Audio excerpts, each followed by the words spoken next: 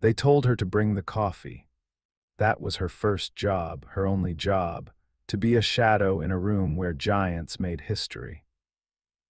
The conference room on the 88th floor of the Maxwell Corp Tower wasn't just a room.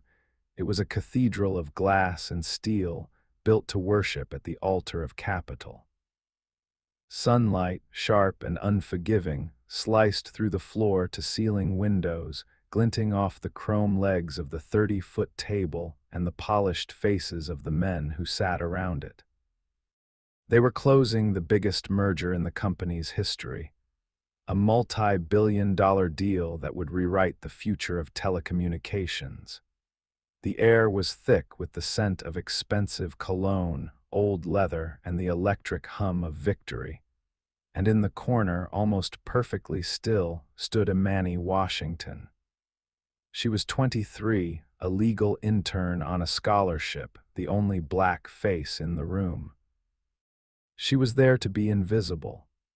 Her instructions, delivered that morning by the firm's senior partner, a woman with a smile as sharp and thin as a paper cut, had been simple. Keep the coffee fresh, the water glasses full, and your mouth shut. You're lucky to even be breathing this air, Imani. Watch, learn, and don't get in the way. Imani had nodded, her face a placid mask she'd perfected over years of existing in spaces that weren't designed for her. Inside, her heart beat a frantic, silent drum. Lucky, she didn't feel lucky. She felt like a ghost, haunting the edges of a world she desperately wanted to conquer. Gene Maxwell, the CEO of Maxwell Corp., a man with a booming laugh and eyes that held the friendly but naive glint of old money, raised his crystal glass. To the future, to a partnership that will not only dominate the market but redefine it. Arthur, my friend, it's been a hell of a ride. Across the table, Arthur Sterling, the CEO of the acquiring company, Sterling Dynamics, smiled back.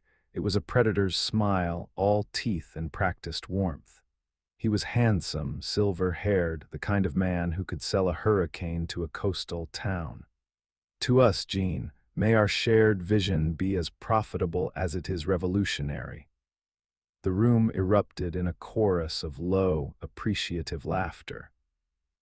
Lawyers from both sides, men and women in $1,000 suits, murmured their assent.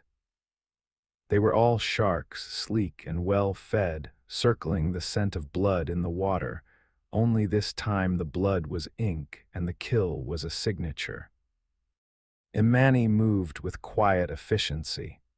She refilled a glass here, removed an empty cup there. Her movements were fluid, economical, designed to draw zero attention. As she leaned over to clear a coaster near Miss Davies, the senior partner, the woman didn't even look up.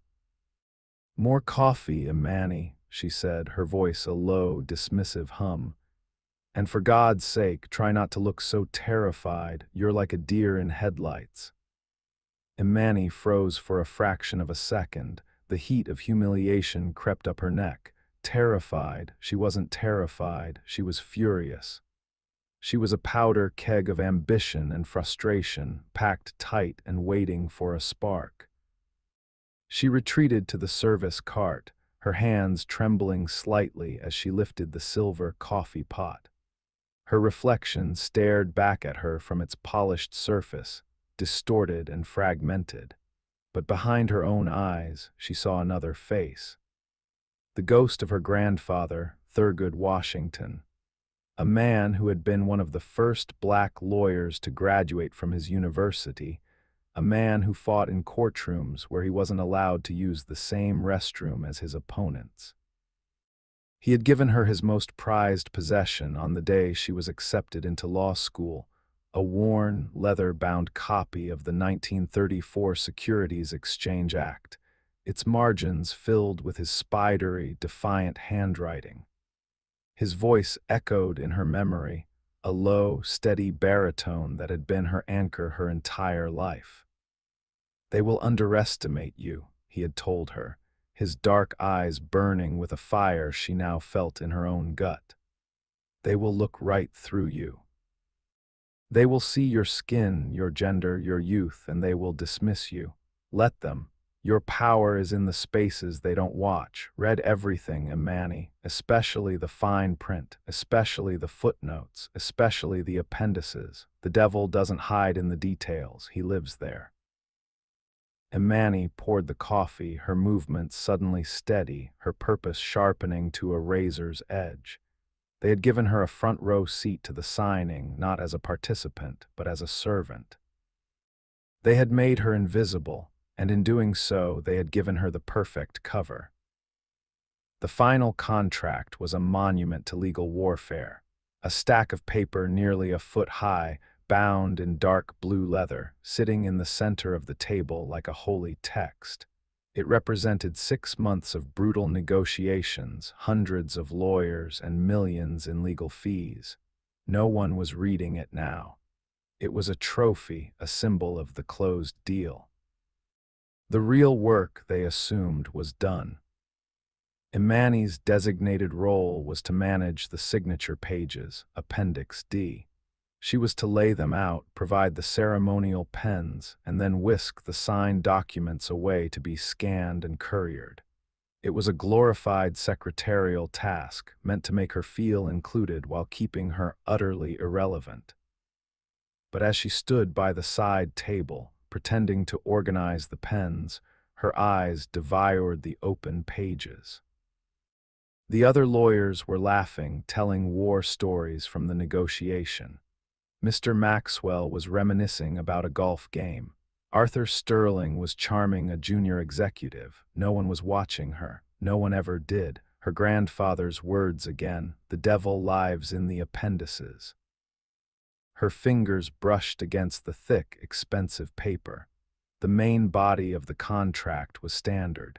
Boilerplate language, reciprocal clauses, the usual corporate dance. She'd reviewed drafts of it online, late at night in her tiny apartment, just to feel like she was part of the team. But this was the final version, the one that mattered. With a feigned sense of duty, she separated the signature pages and began laying them out, but her eyes weren't on the signature lines. They were scanning the pages just before it, Appendix C, post-merger governance and strategic realignment protocols.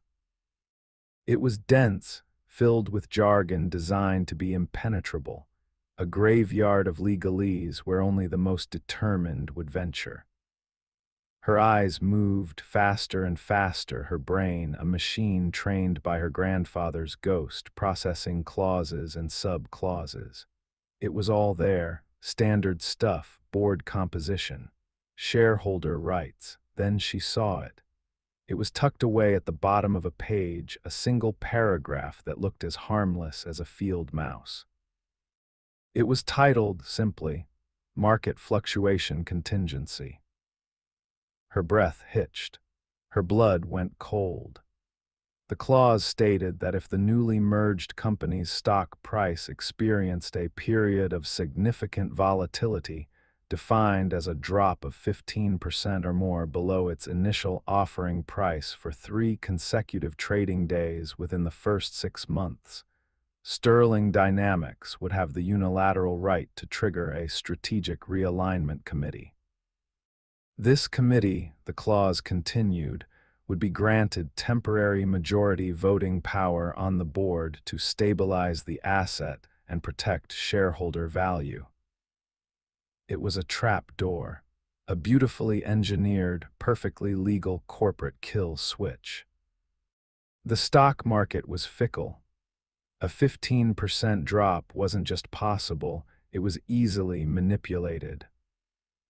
A well-timed negative press release, a leaked rumor, a targeted short sell, Arthur Sterling could trigger that clause whenever he wanted.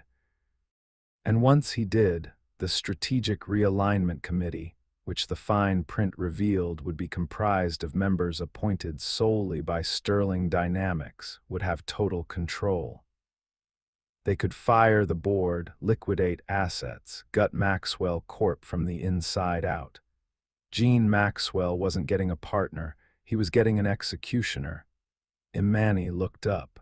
The room was aglow with self-congratulation. The ceremonial pens, heavy and gold-plated, lay gleaming on the table. Mr. Maxwell was standing, his hand outstretched toward Arthur Sterling, his smile wide and trusting. "Well, Arthur," he boomed, "shall we make it official?" Sterling's smile widened. "It would be my absolute pleasure, Jean." Imani's heart hammered against her ribs. The sound was a deafening roar in her ears. Every instinct screamed at her to stay silent. She was an intern.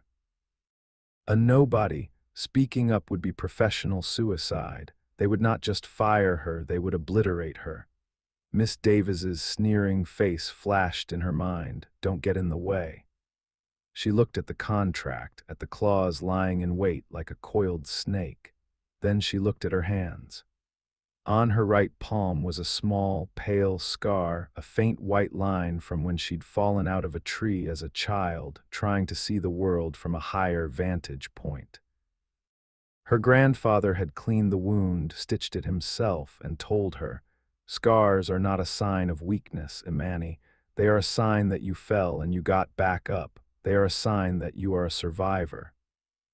She was a survivor. She was Thurgood Washington's granddaughter, and she would not be silent. She had to be smart. A public outburst would be dismissed as hysteria. She needed to follow the chain of command, even if the chain was made of ice. She saw her opening when Miss Davies stepped away from the table to take a call in the corner, her back to the room. Imani moved, a whisper of motion, and appeared at her side. "Miss Davies," she said, her voice low but urgent. Davies waved a dismissive hand, still listening to her phone. "Not now, Imani." "Ma'am, it's about the contract. It's critical." That got her attention. Davies covered the phone's receiver, her eyes narrowing into icy slits. "What did you say?" "Appendix C, Clause 11.4b, Imani whispered, her heart pounding. "It's a contingency clause, a trap. It gives Sterling unilateral control if the stock dips. It's a corporate kill switch." Miss Davies stared at her. For a terrifying second, there was no expression on her face at all. Then a slow, contemptuous smile spread across her lips. It was the most brutal expression Imani had ever seen. "Let me get this straight," Davies said, her voice dripping with venomous condescension. "You, the intern who is here to pour coffee, believes you have found a flaw in a multi-billion-dollar merger agreement that has been reviewed by over 200 lawyers from 3 of the top firms in the country." Imani stood her ground. "Yes," the smile vanished. "Get out of my sight," she hissed. "You are embarrassing yourself, and you are embarrassing this firm." "We have a saying for interns who get too big for their britches, Imani. We say they don't have a future. Now go get the champagne flutes ready, and if you breathe another word of this fantasy to anyone, I will personally see to it that you never work in a legal office again, not even as a janitor." The words hit Imani like a physical blow. They were designed to break her, to put her back in her place, to remind her that she was nothing. For a moment they almost worked. The air left her lungs, the room swam before her eyes. She saw her future, a vast and promising landscape shriveling into a barren desert. She backed away, her face burning, the sting of tears threatening behind her eyes. But as she retreated, her humiliation curdled into something else, something hard and cold and defiant. Fine. She looked back at the main table. The lawyers were taking their seats again. The final documents were being passed around. The gold pens were being uncapped. Jean Maxwell was beaming, a lamb being led to a slaughter he had paid for. Arthur Sterling was watching him, that predatory gleam in his eyes more pronounced than ever. Miss Davies had returned to her seat, shooting Imani a look that promised annihilation. They had built a wall of silence around her, a wall of condescension, of dismissal, of threat. Imani took a deep breath. Her grandfather's voice was back, no longer a memory but a command. Sometimes, child, when they won't give you a door, you have to become the damn battering ram. She looked at the wall they had built, and she prepared to run right through it. The room fell into a reverent hush. The moment had arrived. Jean Maxwell and Arthur Sterling sat at the head of the table, the blue-bound contract between them. The signature page, Appendix D, was open, pristine. Waiting, Maxwell picked up the heavy gold pen. Sterling picked up his. Their eyes met across the table, a universe of lies passing between them disguised as a partnership. Maxwell smiled, his folksy charm filling the silence. "Ready to make history, Arthur?" Sterling nodded, his own smile a mask of triumph. "Born ready, Jean." The room held its breath. The lawyers leaned in, their faces rapt. Miss Davies shot one last, venomous glare at Imani, a silent order to remain invisible. The pens lowered. The nibs, sharp and black, hovered an inch from the paper. $1 billion empire hung in the balance, suspended in a single heart-stopping moment of silence. And into that silence a voice cut through the air, clear, calm, unshakable. "Excuse me." The pens froze. Every head turned. Slowly, as if in a dream, every pair of eyes in that room, the CEO, the lawyers, the partners, swiveled to the corner of the room, to the shadow by the service cart. To the intern, to Imani Washington. She stood with her back straight, her chin up, her hands clasped behind her back. She looked small against the vastness of the glass wall behind her, a solitary figure against the skyline of the city. But her voice had been a thunderclap. Miss Davis's face went white with fury. She looked like she was about to leap across the table and throttle Imani with her bare hands. Jean Maxwell blinked, confused. He gave a nervous chuckle. "I'm sorry, did someone say something?" Imani took a single step forward, out of the shadows, into the light. "I did, Mr. Maxwell," she said, her voice steady, though her heart was a runaway train. Arthur Sterling set his pen down, slowly, deliberately. His friendly mask was gone. In its place was a face of cold, reptilian stillness. He stared at Imani, his eyes like chips of ice. Miss Davies spoke, her voice a strained, furious hiss. "Imani, that is enough. You will leave this room, now." "No," Imani replied, her gaze locked on Jean Maxwell. "I don't think I will." She addressed Maxwell directly, her tone respectful but firm, ignoring the daggers being thrown from every other person in the room.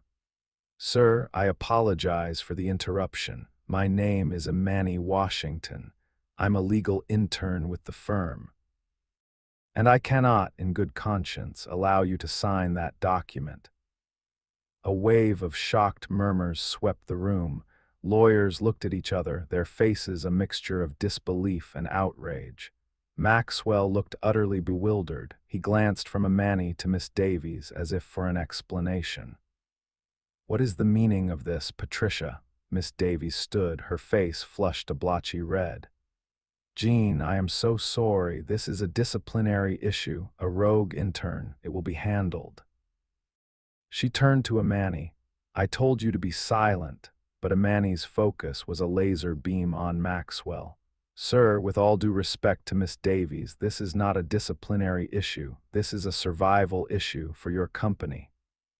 Arthur Sterling finally spoke, his voice dangerously soft. "Young lady, I think you are severely out of your depth." "On the contrary, Mr. Sterling," Imani said, turning to face him, "I think I am the only person in this room who is not."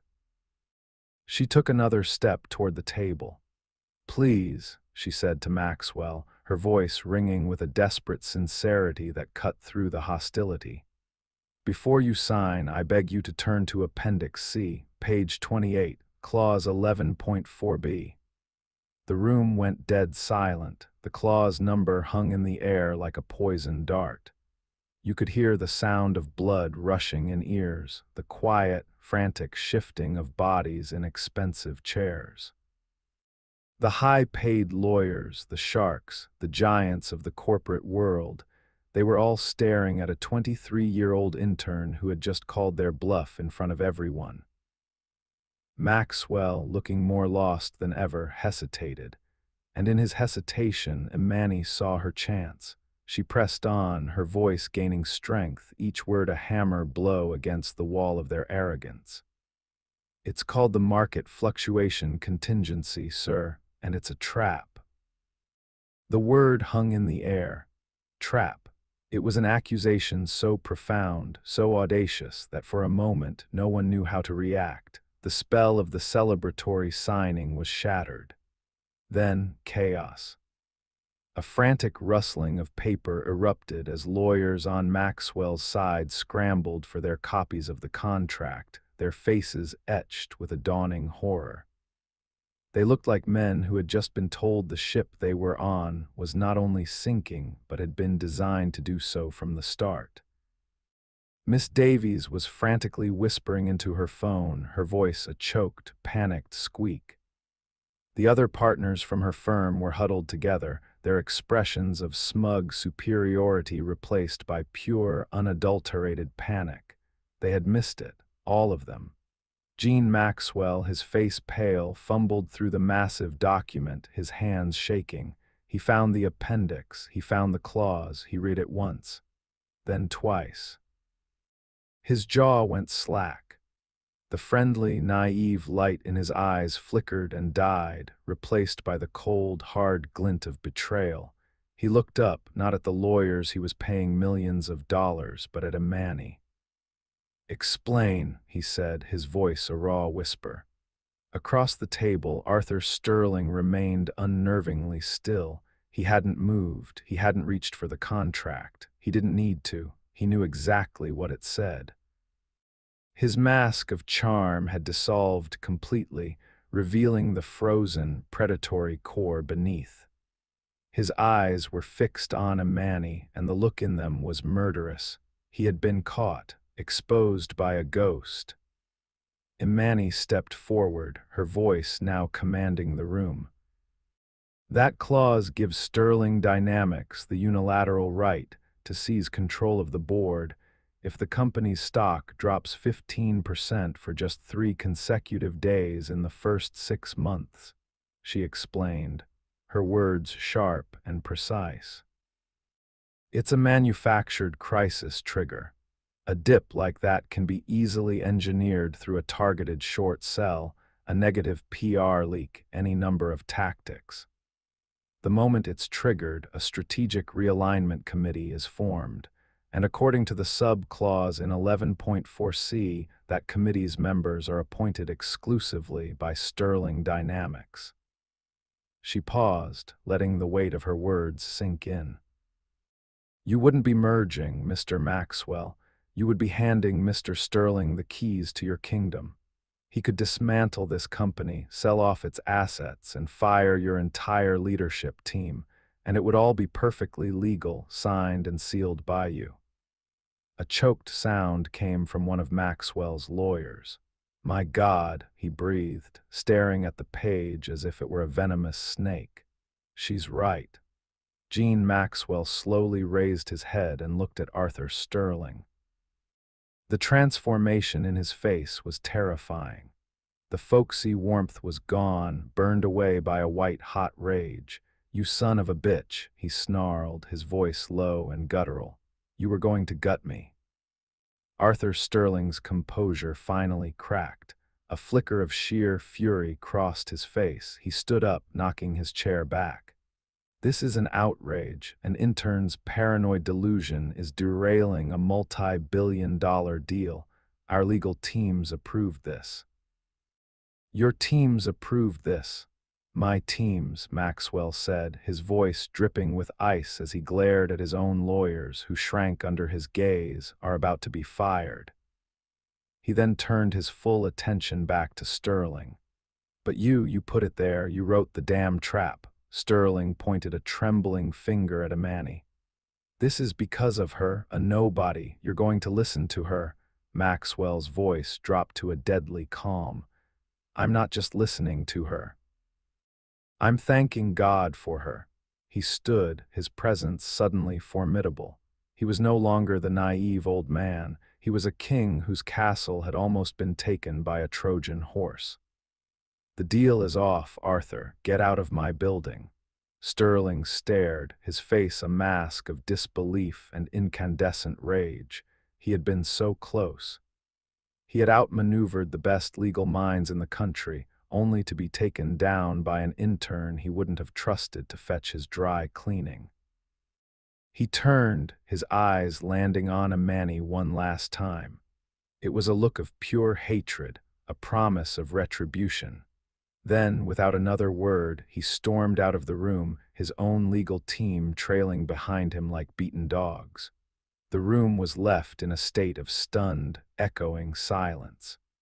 The billion-dollar deal was dead, and the person who had killed it was the one person no one had thought to watch.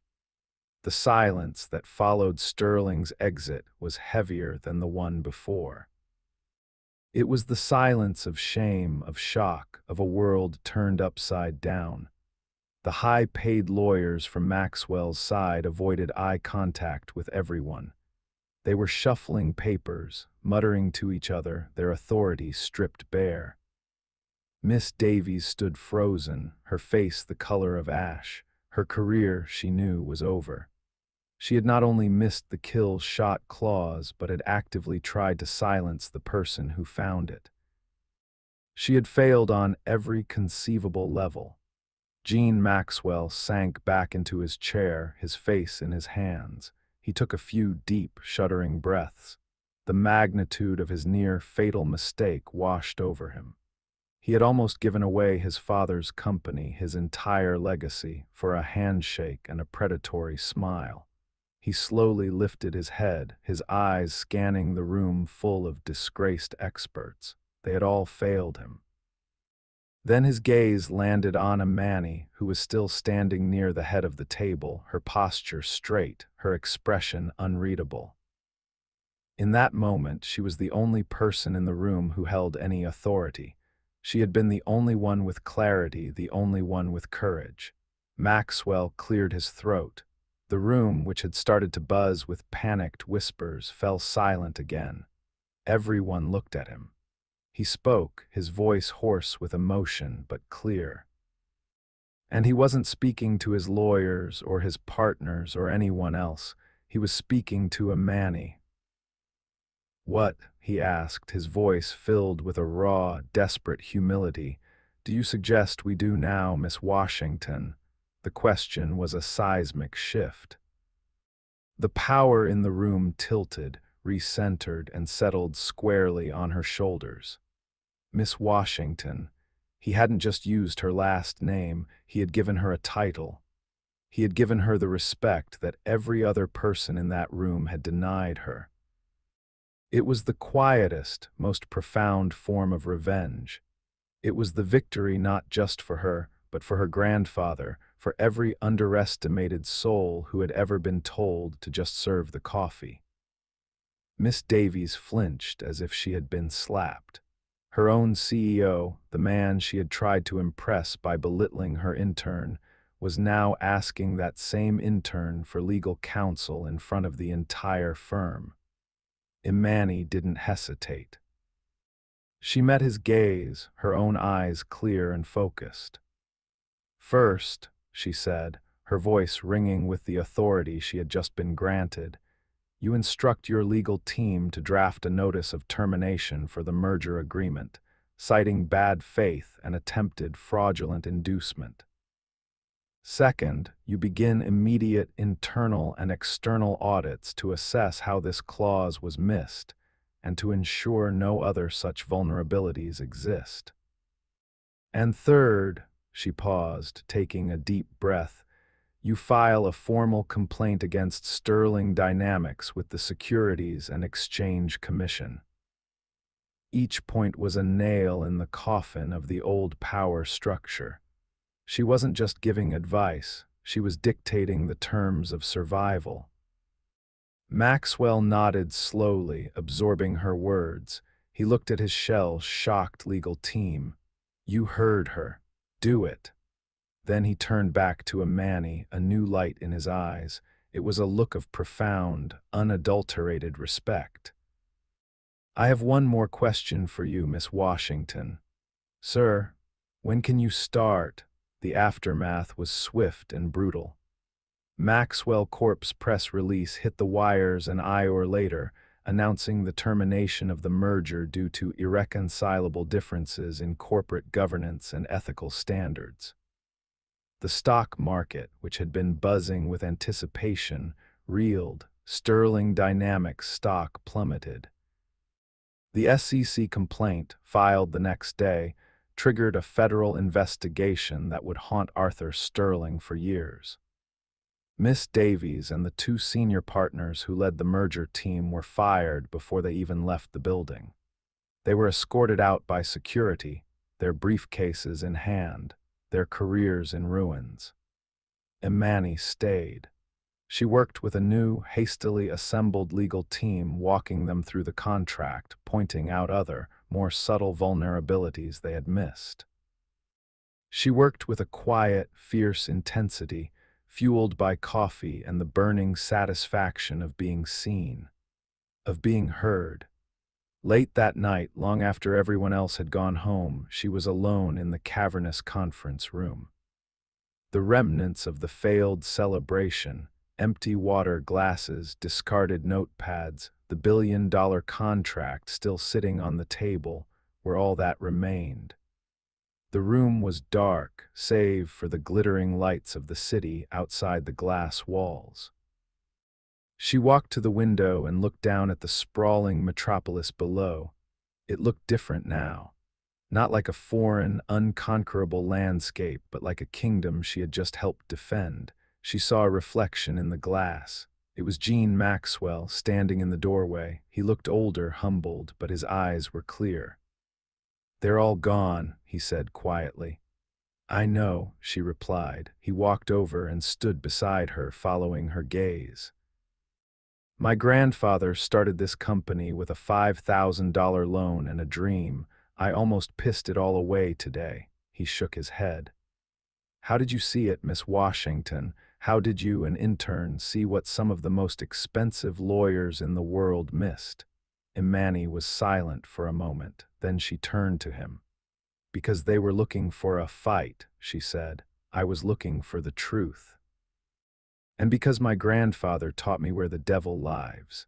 Maxwell gave a small, sad smile. He must have been a hell of a man. He was, Imani said, a wave of love and grief and pride washing over her. Maxwell reached into his jacket pocket. He pulled out a small, elegant box. This was supposed to be a closing gift for Arthur Sterling. He opened it. Inside was a pen, solid gold, engraved with the Maxwell Corp logo. I think you've earned it more. He offered it to her. Imani looked at the pen, then back at him. She gently closed the box and pushed it back toward him. Thank you, sir, she said, but I already have one. She reached into her worn satchel and pulled out the old leather-bound book her grandfather had given her. Tucked inside was his pen, a simple, steel-nibbed fountain pen, its barrel worn smooth from decades of use. The pen that had written briefs that changed laws, that had filled the margins of books with wisdom and fire. Maxwell looked at the simple, old pen, then at the book, and he finally understood. Imani wasn't driven by money or status, she was driven by legacy. The job offer is real, Imani, he said, his voice soft. Not as an intern, not even as a junior associate. I'm creating a new position. Special counsel to the CEO. You'll answer directly to me. You'll have oversight on every major contract we sign. Name your price. Imani looked out at the city lights, her heart full. She thought of her grandfather, of the battles he had fought, of the scars he had carried. She had her own now, and she was just getting started. She turned to her new boss, a small, confident smile playing on her lips. "I don't want a price," she said. "I want a promise. Promise me you'll never let this company be so blind again." Maxwell met her gaze and nodded, sealing the deal not with a signature, but with a vow. As Imani finally left the tower that night, the old book in her satchel and the weight of a new future on her shoulders, she allowed herself one last thought, a quiet tribute to the man who had forged her. Her grandfather had taught her how to read the law. She had just taught an entire corporation how to respect the blood that wrote the footnotes.